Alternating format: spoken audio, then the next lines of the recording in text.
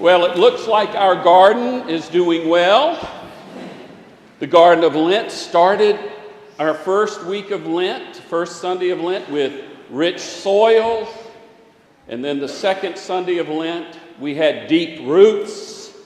Then last Sunday, we had vines and branches. And this Sunday, we have leaves. The vines have turned into leaves, offering us leaves. And maybe next Sunday, we'll have some fruit. But thank goodness for those good leaves to help us get there. Today's biblical text is about leaves. More specifically, it's about leaving. Exiting, as in he leaves, she leaves, he goes, he departs. Our text involves someone who leaves. It's one of the most well-known parables of Jesus. You know, to our knowledge, Jesus did not give his stories titles. Along the way, other people started giving them titles, like the parable of the Good Samaritan that our puppets reminded us of, the parable of the lost sheep, the parable of the mustard seed, and today's story, the parable of the Prodigal Son. Prodigal means wastefully extravagant, recklessly excessive. We see how that relates to the son who took all of his inheritance and wasted it with excessive spending and living. But in 21st century America, there is nothing so unusual or so usual about a young man deciding to leave his father's home to seek his fortune in the world. In fact, we kind of see that as a good thing. Like Daniel Boone, the rugged individual on an adventure, has become a kind of American icon. The younger son did what young men are supposed to do. He may have hurt his father in the process, but his father understood, since he probably did the same thing himself. And so when the prodigal son goes off, he's on the American adventure. When he fails at worldly success, all is not lost. At least he's gained some wisdom through his experiences. He discovers the value of home. He asks his father for forgiveness. He was lost, but now he's found. Yes, he still has to work out some things with Big Brother, but he's been restored to his family and to his father's love. Viewed in this way, the story should be called the parable of the prodigal son, a story about the vastness of a father's love, available to a wasteful and ignorant son who returns home with true repentance in his heart. The way many Christians tell it, the story is about an individual relationship with God. When we decide to go home and say we're sorry, we too can be assured that a banquet awaits us, the improbable feast given by a Father whose divine grace exceeds all human reason. That's a perfectly good story. But I agree with Barbara Brown Taylor, who thinks this understanding of the story has been greatly shaped by American Protestantism, which is fine for those who want Jesus to become more like us. But if we want to become more like Jesus, we should consider what this story meant to a Middle Eastern audience, hearing it from a Middle Eastern storyteller in the first century. What does Jesus know about the dynamics of this story that we do not know? For one, he knows that his world is largely agricultural. Chances are that 90% of Jesus' listeners are farmers. Like the family in the story, in the parable, their land was their livelihood. They received it in trust from their ancestors, and they held it in trust for their children. There was no courthouse where they could record their claims to it. Those claims were kept in the memory of the community, where honor was everything. Break faith with the community or lose its respect, and your property lines might be forgotten just like that. A great deal depended on having good neighbors and on being a good neighbor. When you needed help getting your crops in before the rain came, or raising a barn, or having a baby, or digging a grave, you counted on the neighbors the same way they counted on you. You traded a dozen of your chickens for one of their lambs. You invited them to your parties, and they invited you to theirs. If things worked out the way they were supposed to, then your children married their children, strengthening the bond even more. In this world, an individual had little meaning apart from his or her family. We don't see it in the South as much as we used to, but you go out into the rural parts of South Georgia and you can still get a taste of it. People do not look at you and say, well, there goes Elizabeth Durrance. They say, she's a Durrance. And they know exactly what they mean by that. And since it was an agricultural world, it was important to have children, especially boys who could work the land, boys who stayed home and wouldn't run off. That would be a sin and dishonor. It was assumed that sons would stay home and work the land. Another characteristic of the Middle Eastern world was the huge honor owed to the patriarch of the clan, and the elaborate code for keeping that honor in place. Patriarchs did not run. Patriarchs did not leave their place at the head of the table when guests were present. Patriarchs did not plead with their children. They told their children what to do. And if children did not obey, they were cut off from the family. You've seen Fiddler on the Roof. You saw what Tevye did to Hava, his daughter. Told in this kind of culture, today's parable becomes a very different story. It becomes a story about a very weak patriarch with an absentee wife and two sons he can't count on or control. A weak patriarch who is willing to sacrifice his honor to keep his community together. It's a reunion story, not a repentance story. It's about the high cost of reconciliation, in which individual worth, identity, and rightness all go down the drain so that people may live together in peace. For when the younger son asks for his share of the family property, he deals his father a double blow. He not only means to break up the estate, he also means to leave his father, who counts on both of his sons to care for him in his old age. But the younger son is not thinking about his father, his family's honor, or his village, or the family farm. He's thinking about himself, what he needs, what he wants. Staying in relationship is not high on his list of priorities. Being his own person is. Getting out of town to find himself is. Whatever his reasons, he asks for his share of the family property. His father responds to the double blow with a double turning of the cheek.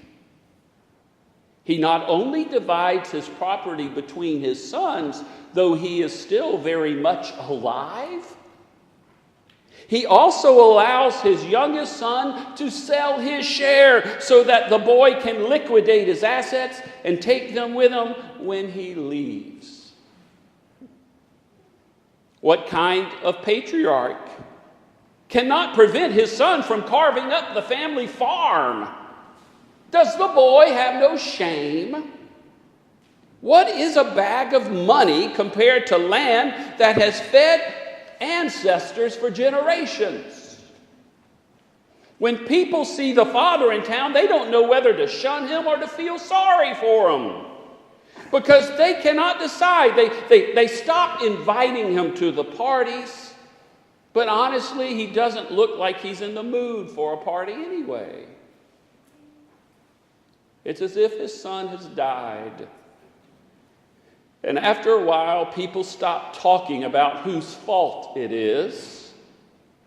The father is still part of the community, and the community protects him.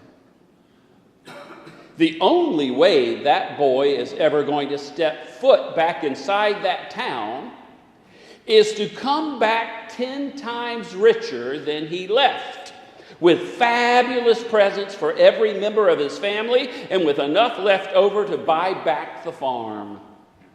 Then he will have to throw a banquet and invite the whole community, honoring them as extravagantly as he shamed them when he left.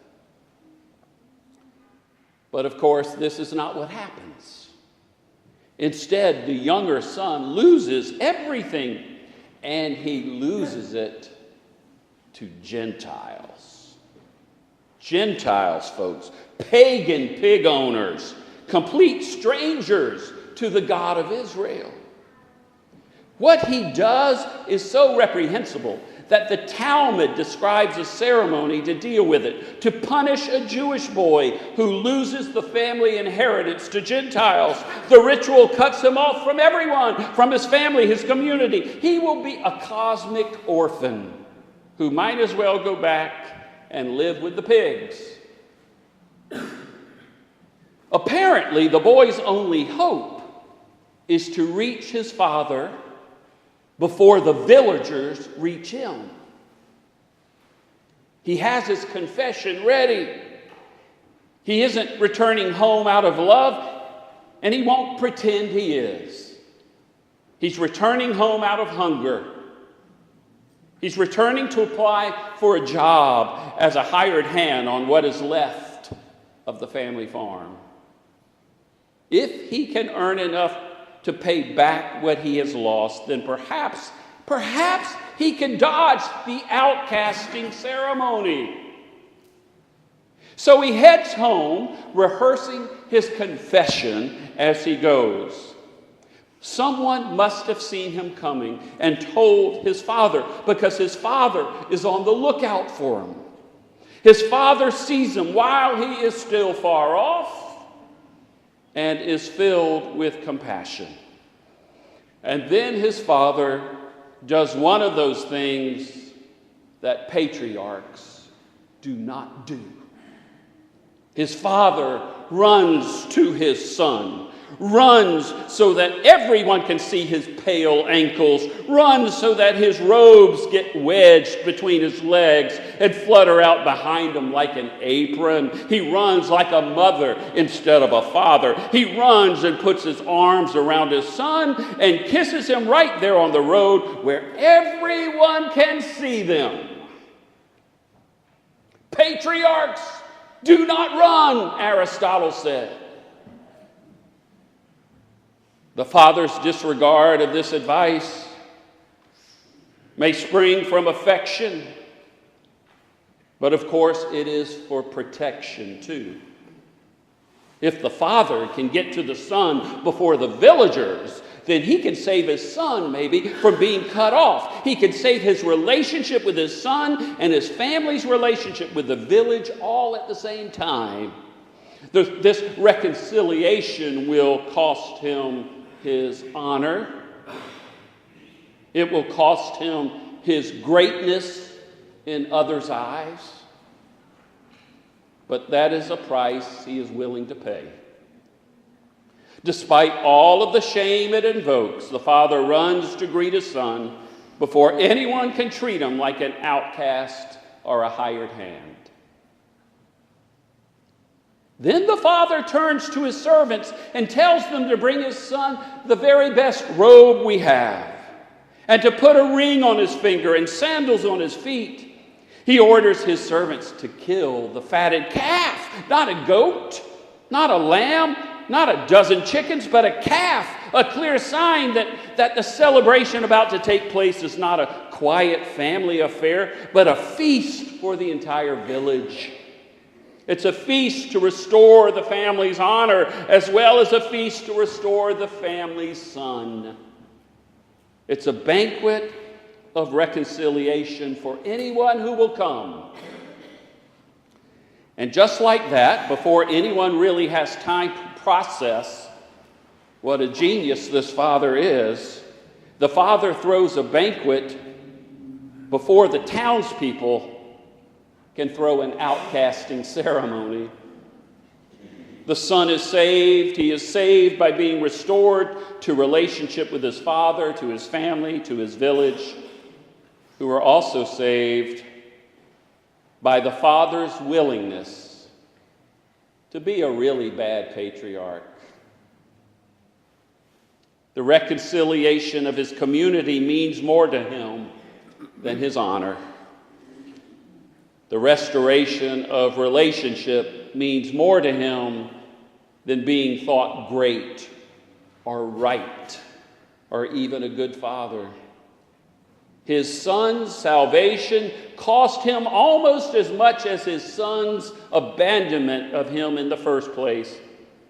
Yet he never says a word about the price. If there was ever a man who deserved a happy ending, this is the man. But you know as well as I do what happens.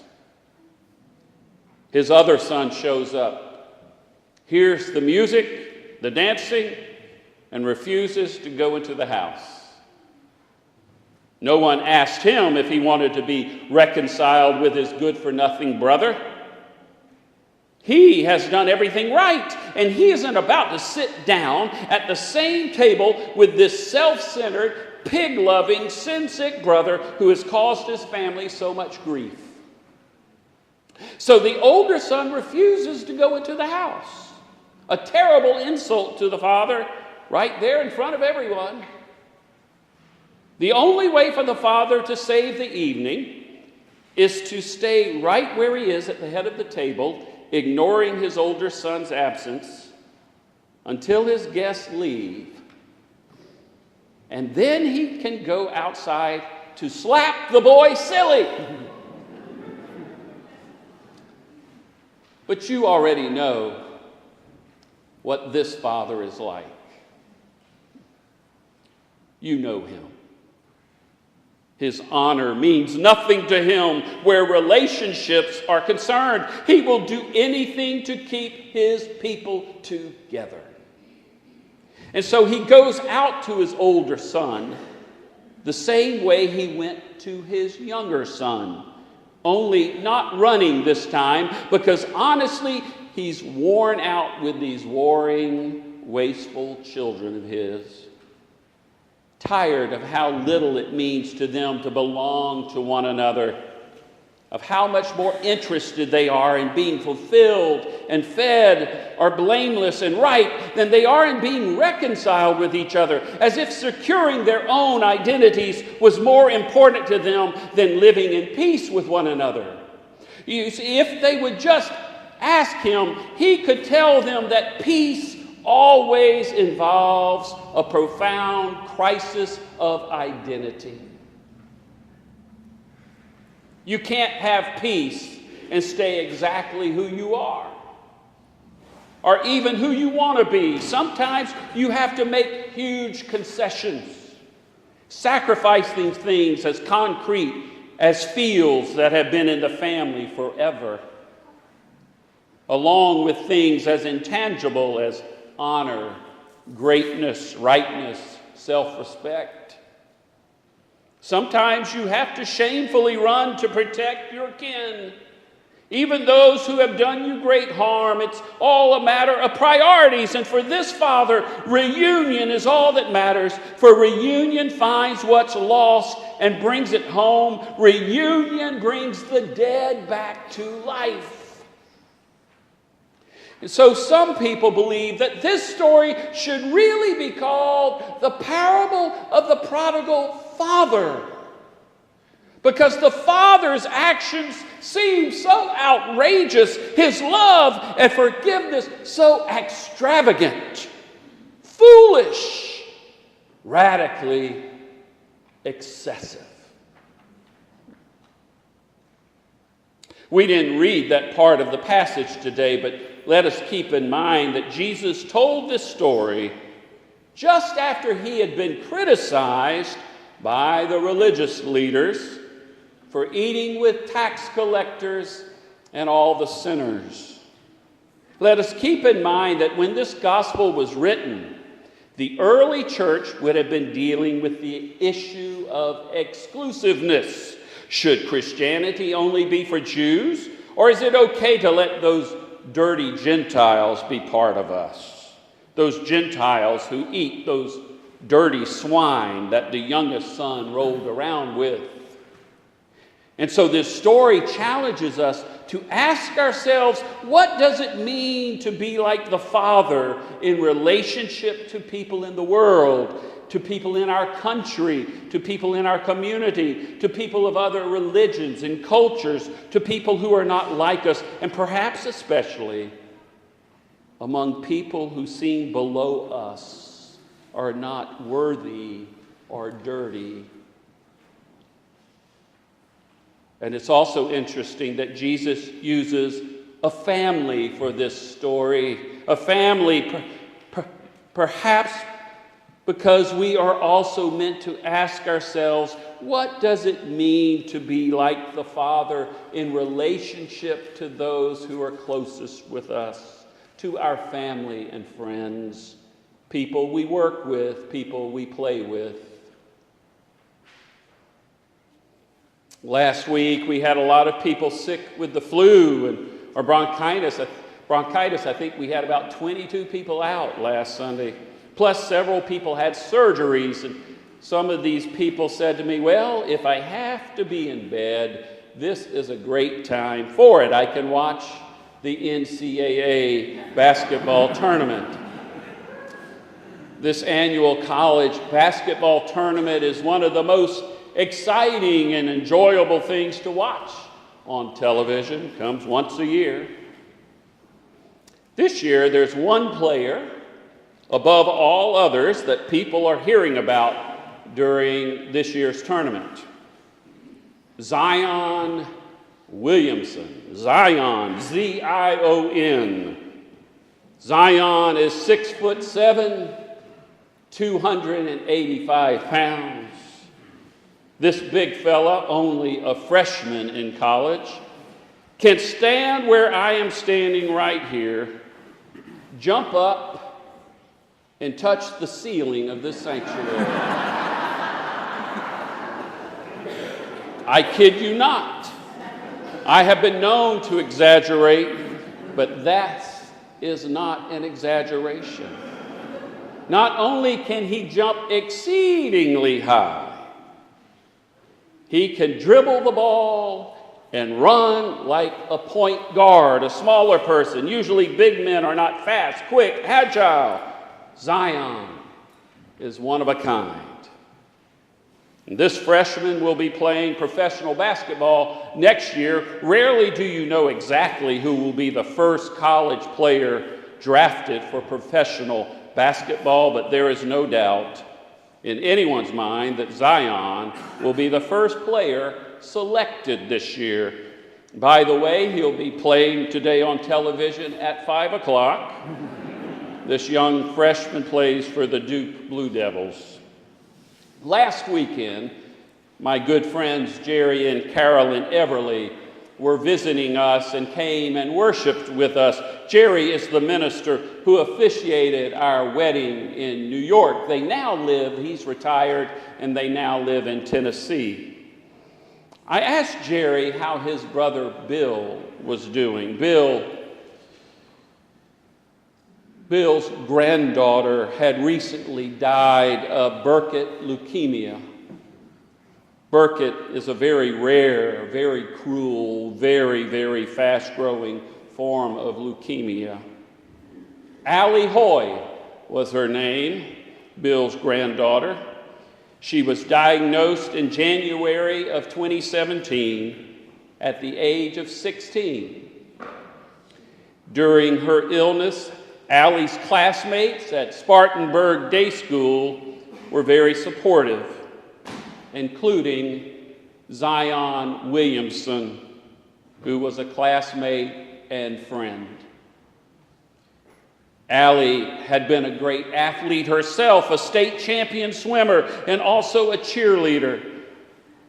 Last year, during the basketball season, and during her courageous battle with cancer, Zion and his teammates wore shirts with the words, "All in for Allie."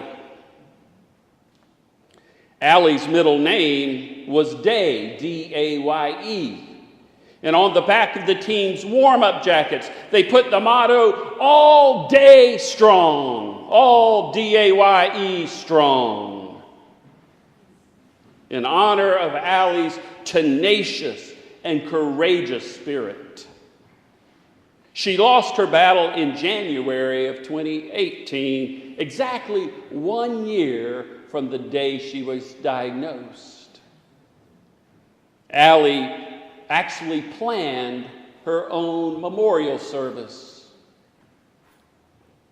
Zion and his teammates were the ushers for the service and Allie's pallbearers.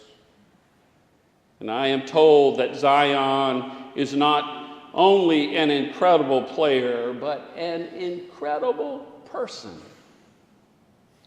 He should be with a name like Zion, which means city of God. The way Allie lived her life and the way Allie died reminds us of what Serafina discovered in Melissa's great new children's book. It reminds us of what the father in today's biblical story already knew, that life is precious. People are precious. It's not about how much you do. It's about how much you love. It's about relationships. Relationships where grace always rules. This is the way to Zion. This is the way to bringing the kingdom of God on earth, and it's the way to bringing the kingdom of God within us. The way to experiencing life in its fullness. Amen and amen.